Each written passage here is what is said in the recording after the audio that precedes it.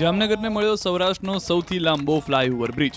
જામનગર ખાતે મુખ્યમંત્રી ભૂપેન્દ્ર પટેલે 226 કરોડથી વધુના ખર્ચે તૈયાર કરવામાં આવેલા સૌરાષ્ટ્રના સૌથી લાંબા ફ્લાયઓવર બ્રિજનું લોકાર્પણ કર્યું.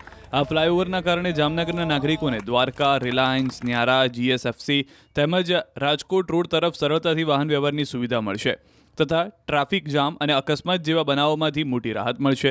સુભાષ બ્રિજથી 7 રસ્તા સર્કલ સુધીનો નવો રૂટ મળવાથી નાગનાથ જંકશન, ગ્રેન માર્કેટ, બેડીગેટ જેવા વિસ્તારોમાં ટ્રાફિકની સમસ્યાનું નિવારણ આવશે.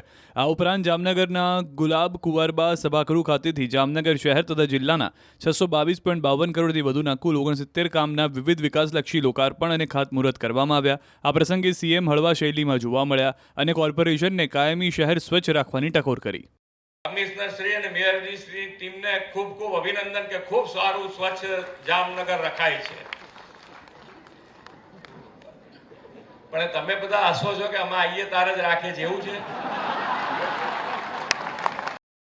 તો સંવેદનશીલતા દાખવ્યા બાદ મુખ્યમંત્રી પરમાર પરિવારના કન્યાના પિતા અને કાકાને રૂબરૂ મળ્યા. ટાઉન હોલમાં પરમાર પરિવારે મુખ્યમંત્રીનો કાર્યક્રમ સ્થળ બદલ્યા બાદ લગ્નોત્સવ સંપન્ન કર્યો. દીકરીના દાદા બની મુખ્યમંત્રી ભૂપેન્દ્ર પટેલે પરમાર પરિવારની દરકાર કરી હતી. સીએમને મળીને આભાર માન્યો.